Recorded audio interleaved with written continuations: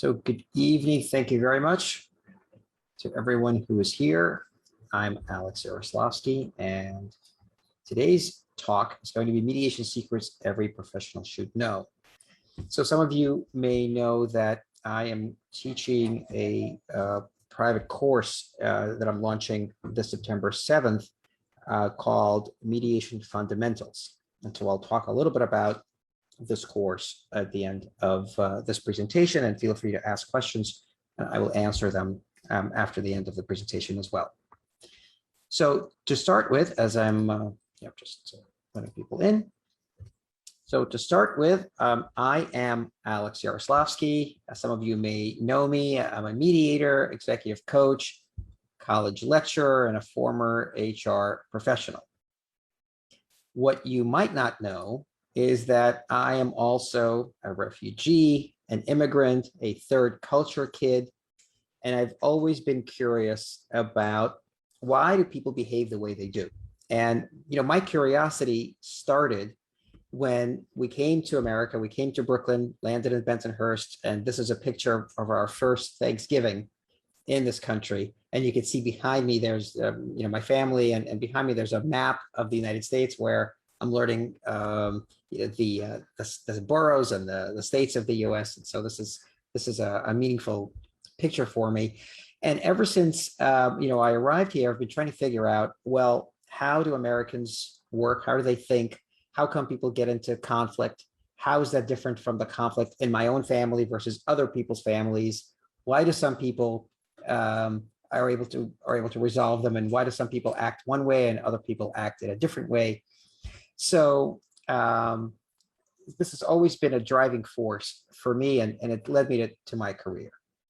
And so one of the first questions that I started asking myself is, what is conflict? And as I've been doing work, and I went to college and graduate school, and I started teaching, my answer to it is that it's essentially a rubbing of people's personal bubbles and people's personal space. So we all have a bubble in front of us that we like to expand as much as possible. Typically, we want to get raises and want to get higher salaries. We want to get a hand in the line at the movies. All of those things. So it expresses itself in very physical ways and also in conceptual ways. We're trying to expand our sphere of influence. But of course, we're not the only players. And so there are other people around, and they also want to expand their influence. And when our bubble approaches theirs and it rubs together, that friction shows up as conflict. And this is just natural. There's nothing inherently wrong with that. The only problem is that we aren't trained, and we aren't necessarily wired from birth to deal with this conflict effectively. And then there are reasons for this. So this sort of led to my question of, how do most people deal with conflict? And this will come as not a surprise to you, but most people avoid it for as long as possible. So why do they avoid it? Well, it has to do with evolution. So our brains are evolved to cooperate with each other, and conflict for our brains is dangerous. It means that we are likely to be ostracized. Other people won't want to cooperate with us. We're going to be left alone to fend for ourselves, and that's really not a very good survival strategy. So whenever there is this conflict arises and someone says no to us, and we don't get what we want, or I say this and you say that, that creates in that brain, the part of our brain, which I talk a lot about in the course, there's the amygdala is a structure in that brain, and that amygdala lights up, and so conflict becomes dangerous, and then we regress to a much more primal form of existence. Now, there are ways of dealing with that. We can get trained, and we can train ourselves out of it. But unfortunately, in our education, public schools, private schools, what have you, what I found is that there's really a lack of training of how conflict shows up and how to deal with it. So as a result, people who respond to conflict as adults in corporate settings and generally in life, it shows up in one of these four ways. either fight, flight, freeze, or fawn. And I want to spend a little bit of time on this slide and talk about this, because you can recognize probably yourselves in one of these categories. So here, this is our fight category. And in here, we want to take action and we want to connect. And if we want to do this in this active way and connect, in this very aggressive way, then we wind up showing up as attacking. We don't always experience ourselves as attacking, but that's how we show up. Some of us have that approach. And so then those people get called bullies, and they get, obviously this is something that's a big topic now. And I can tell you that having coached people who are perceived to be as bullies, very few of them self-identify as bullies. They actually say, I'm a connector. I'm an active connector, but I don't mean to hurt anyone. I just want what I want when I want. So we can contrast that with someone here who is a fawner. This is someone who wants to connect, but very much is in an inactive way. And so what they do is they sort of show you their belly. They say, don't harm me. I want to harmonize. I want us to all get along. I want us to be cooperative. And that person doesn't deal very well with this person. And so there's often quite a bit of conflict where this person is very active, this person is very inactive, and as a result, there could be a lot of conflict or just around this axis. So then if we move to here, this is the freeze quadrant, and this person is an avoider. This is the extreme version of freeze. So what do? They just sort of stare like a deer in the headlights. They want to withdraw. They don't want to connect. They're very much an away from person and into inaction. So they just want the conflict to go away. They want to keep their head down and avoid it as much as possible. And of course, when the bully and this avoider get together, what you wind up having is a big chasing match where the bully keeps pursuing and pursuing and pursuing, and the avoider person keeps running away. And so then you have this flight person. So this is a person who wants to just flee the conflict and they want to avoid it altogether. And that's sort of the achiever at the extreme. This is a person who is a pleaser, who wants to say, leave me alone. I want to act on my own, but withdraw. I just want to do it right. I just want to work and work and work. And if I work hard enough, maybe the conflict will go away. It doesn't, of course. But those are the four prime ways in which people deal with conflict.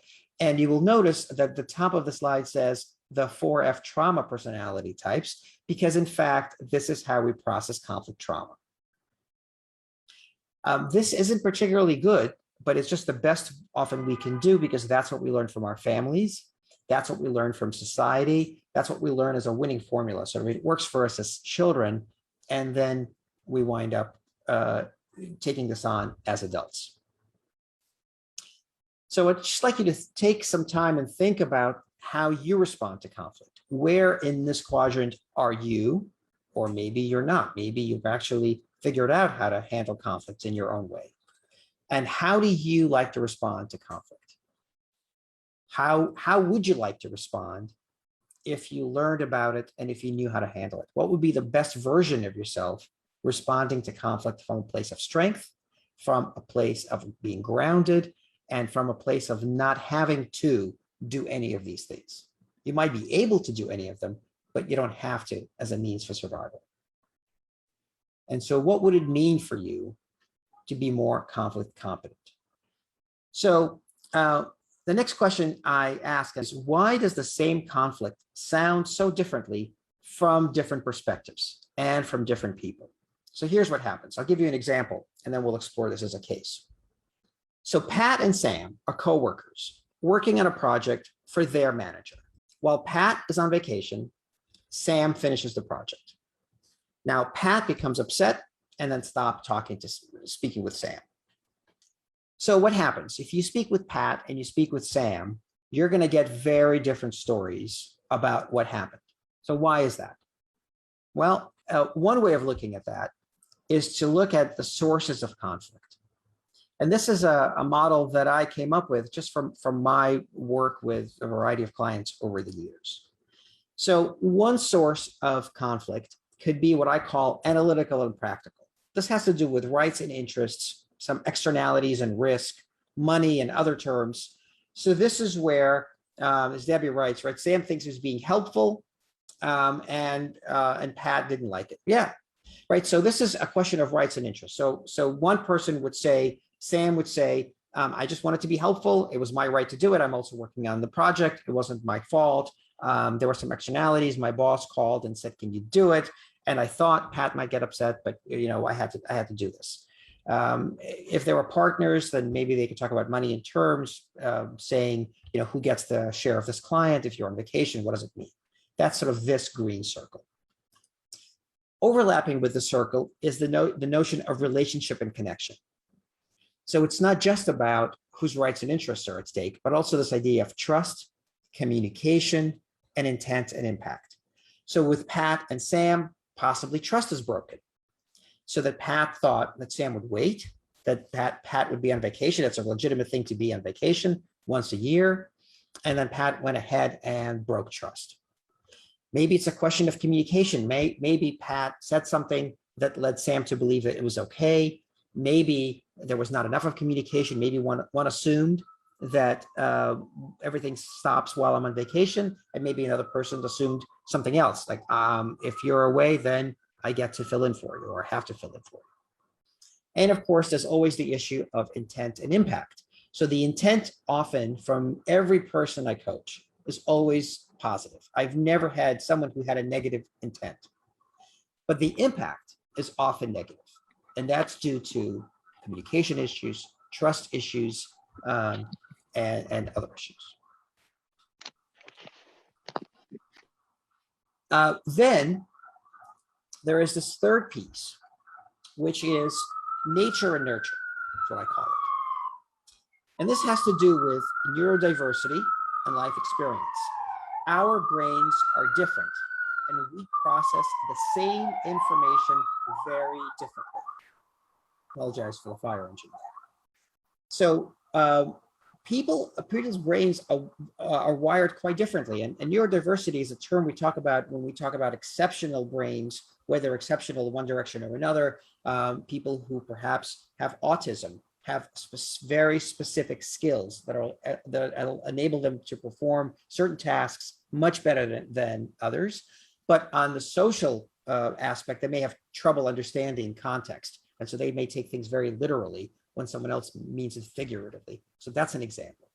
Someone's life experiences factor into this. Someone who has had a life of, let's say, being incarcerated has a very different reaction to something than someone who hasn't had that experience. Family and culture have this impact. So if I'm taught in my family that this is how we behave, this is how we resolve conflicts, and you're taught something else, then we're going to have a miscommunication.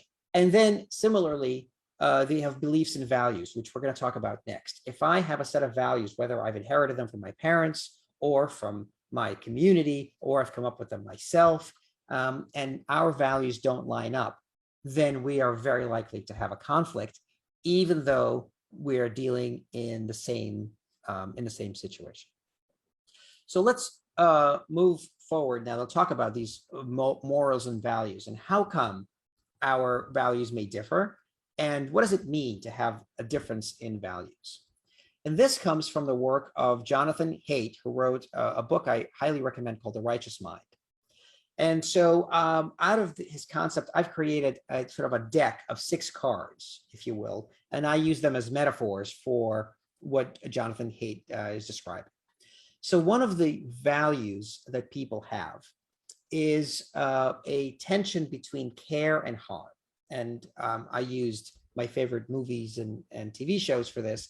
So if we look at Miyagi-sensei from The Karate Kid, this is an example of someone who cares a lot about Daniel-san and very much does not want to see any harm, him to have any harm. And so that's an example of a moral axis, if you will. So another one is the difference between liberty and oppression. And so this is the kind of value that talks about how we all we yearn to breathe free. We very much want to get away from being oppressed, and we want to very much have liberty and free expression. However, you can see how sometimes this liberty and oppression can come in conflict with care and harm. So for example, if you are oppressed, is it okay to harm someone so that you can have liberty? Some people would say no, some people would say yes. So you can see how people's differences play into this. So we might have a discussion where some person might say never, and another person might say sometimes, and someone else might say always. And these people might actually have, if they're business partners, you can see how that can have a problem, it can lead to a problem. So next here we have a card that is fairness and cheating. And so here we have a Gordon Gekko from Wall Street. And this is where, of course, we want the world to be fair, and we want to punish cheaters. And if any of you follow Adam Grant, he talks a lot about matchers. These are people who will be fair to begin with, but they will try to punish cheaters if they feel like they're being taken advantage of. So this is an example where, right, what happens when you find that someone is cheating to get ahead? Will you harm them, or will you care for them because they're a poor, unfortunate soul who needs guidance? Will you oppress them by arresting them, or will you decide that they have a right to be free and live life on their own terms? And so these are all questions that often have tension with each other. And so these are just 3 of the 6. The next one, now we get into loyalty and betrayal. So this is a value that people have. We all want to be loyal to our friends, and we want to avoid betrayal. But what does it mean when your friends say, I want to cheat? And if you want to be loyal to me, then you will also cheat, or at least not tell on me if I am cheating. As opposed to someone who wants fairness and who's willing to say, I'd rather tell on you than be a cheater. Next comes authority and subversion. And so here we have Shawshank Redemption, if you remember. And so this is about hierarchy. And this is about authority being an important value. We must all follow orders, otherwise there will be chaos. And the worst thing you can do to authority is to subvert it, right? Where you don't salute, where you don't raise the flag, where you don't follow orders. John is asking to define cheat. What is cheat? Yeah, cheating is often in the eyes of the beholder, but generally speaking, cheating means not following the rules. So if we have some agreed upon rules, well, for example, let's say if I think the rule is when I'm on vacation, all work stops. And if you finish a project where we're supposed to work on together, then I consider that cheating because you're breaking that rule. You may not think that at all, but in my value system, that's what it means. Not saying I'm right, just explaining that that's my value system. So next is sanctity versus degradation. So this is, sometimes it's referred to in terms of religion, but it doesn't necessarily have to be. So this is a value that says we're going to have something that is pure, and we're not going to violate that purity. We are going to keep it pure. And then, so sometimes I can tell you, for example, for the Jewish religion, so I'm Jewish, it's about the Torah. It's very, that's something very sacred, and it's in the Ark, and it's definitely not something that's defiled. For example, when you read from the Torah, you use a special pointer to touch it. You don't touch it with your finger, because that would be degradation. Even if you wash your hand, even if you use a glove, you still wouldn't be allowed to do it. So that's an example of sanctity versus degradation. And I use the example of Game of Thrones, the sparrow, if you remember. That's sort of an example of that for me. So one interesting piece in all this is that these tend to be individual values, right? Care, harm for one person, liberty, oppression for an individual. and fairness, cheating versus another. And then the other three are group type values, right? Loyalty to the group, authority, listen to orders, we all listen to them, and sanctity is something we all share as a group.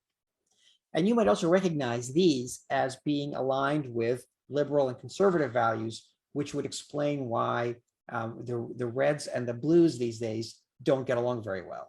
Because what, in fact, life situations keep asking you to do is to shuffle this deck and rank order these cards in a way that's most important to you. And of course, it's hard to do this out of context. We would say, well, these are all important things, and none of them, I would say, are particularly unimportant. But in a specific situation, clearly we take sides and we rank order our values, even if we don't do it consciously. And in the example of Sam and Pat, you can see how this might play out. So Sam thinks that they're being helpful, and so they want to care about the team. They want to care about the boss. They don't feel particularly at liberty to say no to the boss. They might think it's very fair for them to work on this project.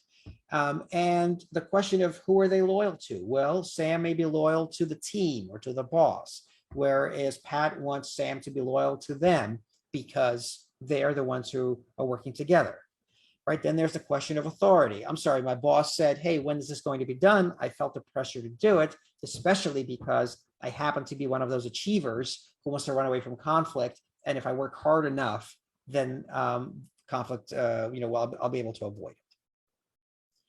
So that's an example of how these things play out. And this is in my mind, a reason for how come conflicts show up the way they do. And people have very different stories about what happened, and they certainly make very different meaning from those stories. So what I want to ask you is, how do you sort your cards? So this is another way of looking at conflict, and it's called the trip conflict model. And so this conflict model talks about what shows up when people are in conflict and what can you do to help resolve it. Oh, Ron says, right, fairness, care, and liberty. Great, Ron. So I'm curious about the other three that presumably they're at the bottom, right? So for the trip model, the first piece that often gets explained is the topic, sort of what is this conflict about? Sometimes it's about money. Sometimes it's about trust. Sometimes it's about the project. Sometimes it's about values. So, but that is usually when someone explains sort of how come they're upset with the other person, they give you a topic. They usually say, this is what it's about. This is how come. This is what caused me the upset. What they often don't talk about is the relationship piece. What does this conflict say about the relationship between me and this other person? It's there. Clearly, they feel the pain of that relationship. There's a breach of trust, or there's a betrayal, or perhaps it's a boundary violation where I thought we were good friends and I was going to be invited to your wedding, but it turns out that you cut it off at 100 and I was 101, and so I didn't get invited. And so what does that mean? So the topic might be the wedding, and the relationship might be, I thought I was a really close friend, but I guess not. And then next comes identity, which is, what does the conflict say about me as a person? So what does it mean that I didn't get invited to your wedding? People often tell themselves messages. And so it must mean that I am not a good enough friend. It must mean that maybe you're not a good enough friend, etc. And so they create meaning from this conflict. And that lastly is the process, which is sort of a question of how do we go about resolving our conflict?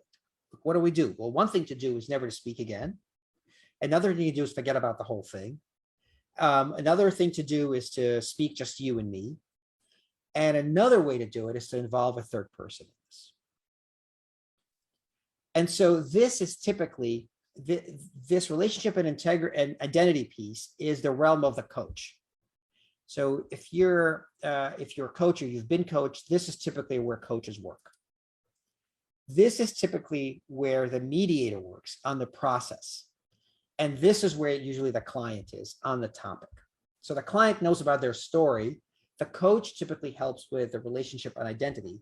And the mediator typically is the person to help with the process, especially when the process isn't just a one-way conversation or one-on-one conversation. So let's talk a little bit about coaching and mediation, which are the two passions of mine. Can anyone be a mediator? The short answer is yes, but anyone can be a mediator in the sense that some people are just really talented. And so sometimes you might have an uncle or an aunt or a grandparent or maybe a parent or a sibling who's just naturally good at helping people find a way through a problem. They may not have been trained, just like you can find someone who's naturally good at playing the piano who may have never had a lesson, but just has the kind of ear and the kinds of fingers to just naturally allow them to play a really difficult piece really easily. That's one part of the yes. The other part of the yes is that unlike being a lawyer or a doctor, you could say that you're a mediator tomorrow, even right after this call, and no one's going to arrest you. The question might be, is it a good idea? The question might be, are you going to have people who trust in your ability to do it? But you can certainly claim it and put up a website saying I'm a mediator and offer mediation as part of your services. I wouldn't recommend it, but you are free to do it. The problem with being a mediator and not being trained, and this is why I wouldn't recommend it, is something that some of you may be familiar with called the drama triangle, the Karpman drama triangle. And so this is a toxic relationship between typically three people, and you need three people in order for this triangle to exist. So the first person, the key person in this triangle is someone who plays the role of a victim. This is a person who feels blameless, that none of this is their fault. So this could be Pat, who went on vacation, not their fault, and now they came back, the project's finished.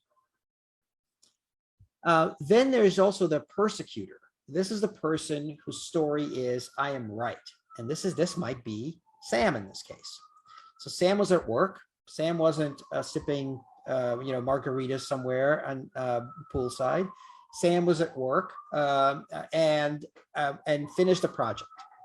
And so therefore, Sam might feel very righteous about doing the right thing while Pat was away.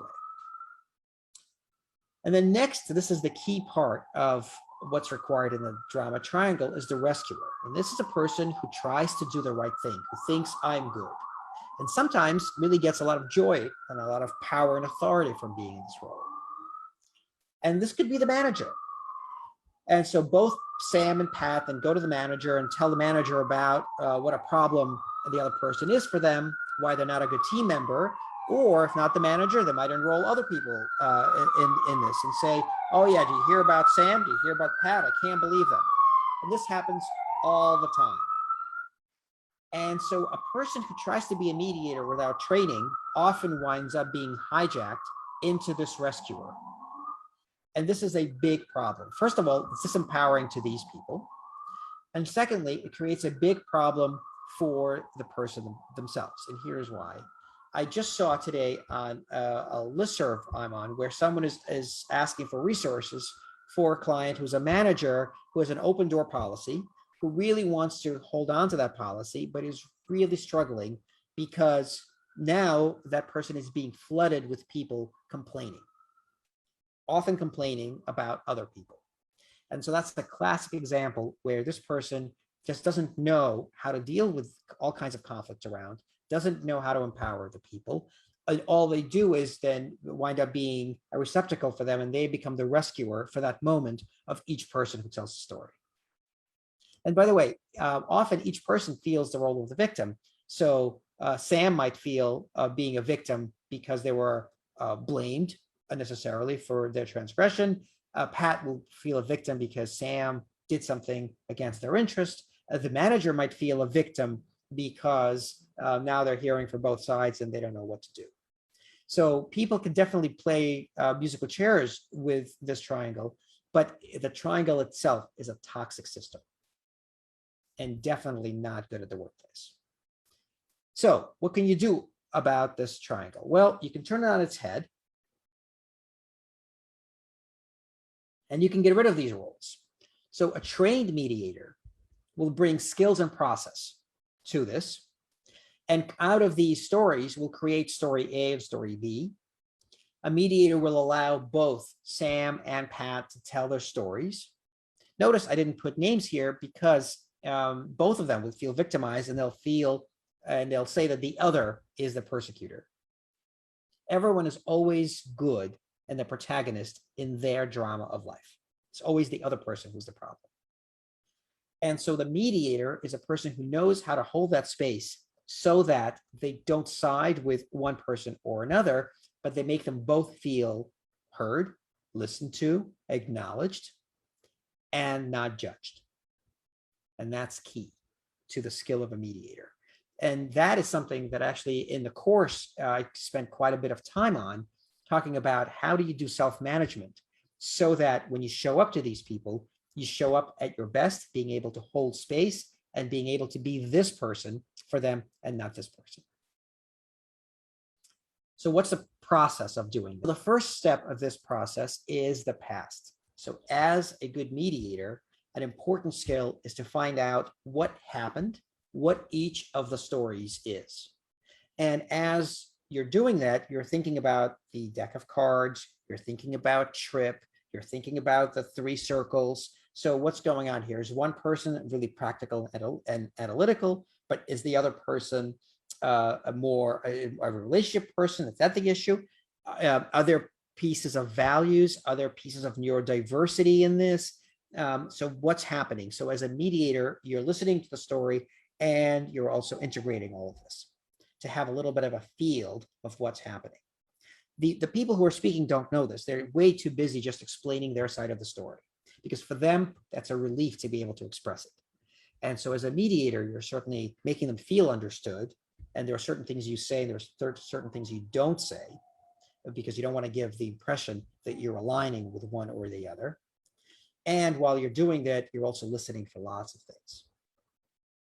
So you can think of it as a doctor, where you go into the doctor's office, you say, doctor, it hurts when I do this. The doctor sort of feels, doesn't do anything magic, right? But because of their training, they kind of know what it should feel like and what happens when it feels this way versus that way. And then what should you do afterwards? Well, that's sort of what a mediator does in this past tense. And this past tense can actually last for quite a long time, depending on how long people have been in conflict. And the past, by the way, if someone is going to ask, what does it mean? The past is anything that ends with an ED in English, right? So I walked, he did, this is what happened. So anything that is that happened before this moment, if you're listening, is the past. And that's how I start my mediations, asking people to share their stories. I just ask, what brought us here? And I turn to one person, usually the person who approached me, and then they start, and then the other person fills in. And I manage this process while taking notes myself in what I think might be happening here. So after some time of dealing with the past, we come to the present. And the present doesn't last long at all. Actually, you can see it happens very quickly. It could be a minute. The present is usually the space for emotions, for insight, and for shifting. So when people feel acknowledged, when I've asked them, well, how come this happened and what led to this and how come this happened? Oh, and so what did the manager say? And how did you feel when you came back and you saw the project finished? And what was your impression of what the other person might think? So I would ask all of these questions. And when people really feel acknowledged and they really feel heard, it comes to them as a great relief, if nothing else. And this is when they come to this present moment. It is not uncommon for people to cry, to tear up in mediation, whether it's in real life or over Zoom, because it's a great feeling of relief to finally be heard and acknowledged and for someone to try to understand what's happening. Once that happens, you're ready to go into this future phase where we start planning, what are we going to do? How are we going to get out of this? And this is where a lot of untrained mediators wind up. And so what they typically want to do, and typically many managers want to do this, great, well, thank you very much for coming in. I believe I know what happened, even though that's not true. I really don't want to deal with emotions at the workplace. It's unsaid, but often is true. So let's get right to it. What do you guys want to do? And so what happens is that's when the open door becomes a floodgate, because people don't feel acknowledged and don't feel complete. They're not ready themselves to go into this future tense. So when the manager asks, they will mumble something, not unlike when as kids, parents don't have time for this and they say, okay, you two now shake hands and make up, as if that's the end of it. So the managers say the same thing. Okay, shake hands and make up. And the people sort of say, okay, well, they're not going to oppose the manager. And so then they're going to go away. The relationship hasn't shifted. And so all that conflict just went underneath. And sometimes, they feel like they can't go back to the manager because the manager sort of said already what they're going to say. So then they go to other people. And so that's how toxicity spreads often in the workplace, because the manager thinks that they're being a good mediator, but they haven't done this part. So it's kind of like if you think about a doctor, you go to a doctor and the doctor says to you, well, here's some pills. It's probably not the best thing to do, to take those pills, right? So we don't want to be in this future phase before having gone through this. So this, by the way, is also a bit of a challenge for the mediator, him or herself, because this takes patience, this takes time, this also takes self-management. People are going to say things that will sometimes trigger the mediator, and the mediator has to be above it all. The moment that the mediator starts inserting themselves into the conflict, either by saying things like, well, that's not the right word, you should use a different word. Why? Because it makes me feel more comfortable. That becomes a problem. If the mediator cuts off the person, or if the mediator dismisses the person, if the mediator says, no, I know all this, move on, then the mediator becomes a judge, and that's not the role. So there's quite a bit of training, there's quite a bit of conscious effort that has to go in to do this. And then in here, the mediator has to be able to also hold the space and hold people in safety for them to be able to express this emotion. Sometimes that happens right in the room. Sometimes that happens in separate breakout rooms, whether that's in real life or on Zoom, to give people the sense of safety. And that's something that can either be negotiated ahead of time or something that the mediator just sort of feels and senses and knows what to do. I mean, there are tricks for this. I'm going to talk a little bit about what you can do with these skills. So if nothing else, you can deepen your understanding of conflict. You can hold space for conflict to support your clients. You can also learn to deconstruct, redefine, and transform the conflict, whether it's your conflict with someone else or a client's conflict. So you could be a good advisor, a good consigliere, a good person for them to talk to about their conflict. That's sort of level one. Level two would be to expand your professional influence. You could either simultaneously work with 2 upset clients or coworkers.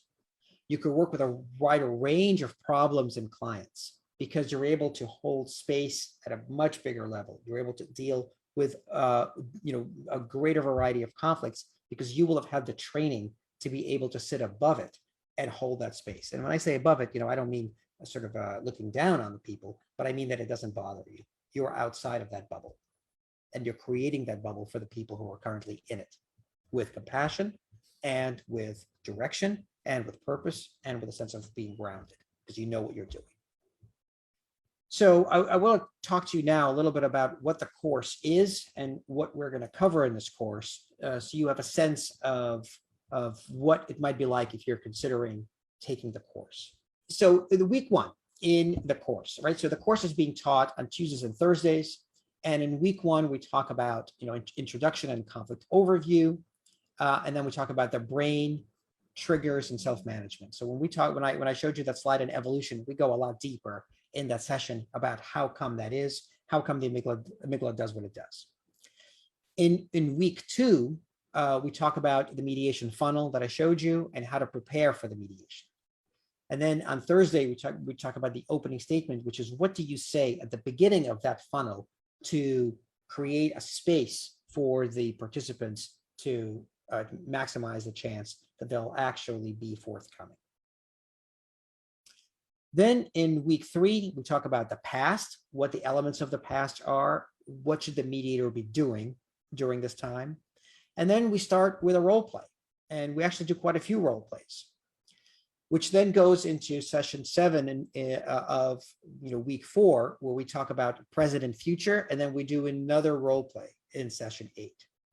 And each role play has an element of people playing out the role of the mediator, people playing out the role of the participants, which is also very informative. Then there's a debrief. There's usually an observer. There's a small intimate debrief, and then there's a larger class debrief at the end, where we capture our learnings. And so we do that for session 9, we do that for session 10, and we do that for session 11, so that everyone in the class has a chance to rotate and do 2 role plays as a mediator, as well as in the other roles. And then session 12, we talk about ethics, we talk about concluding the mediation, and we talk about, and of course we graduate.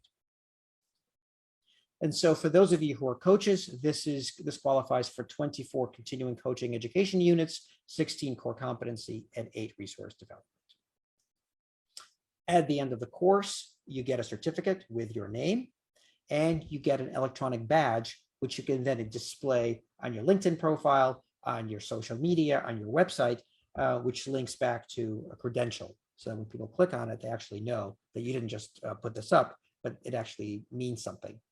And you've done that work.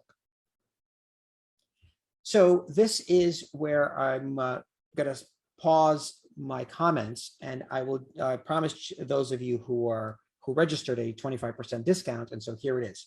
This course is advertised on my main page at just under $2,000. And here, I'm going to just share with you what that page is. And for those of you who want to sign up, this is here. I'm going to. Yeah, this is the main page where I advertise. But for those of you who are on this call, I set up a special link so that you can go here, and the price there you can register for $14.95. So that calculated that's 25% off. Thank you very much for spending your time with me. If you have any questions, please feel free to follow up. And I look forward to seeing you September 7th. Have a good night, everyone.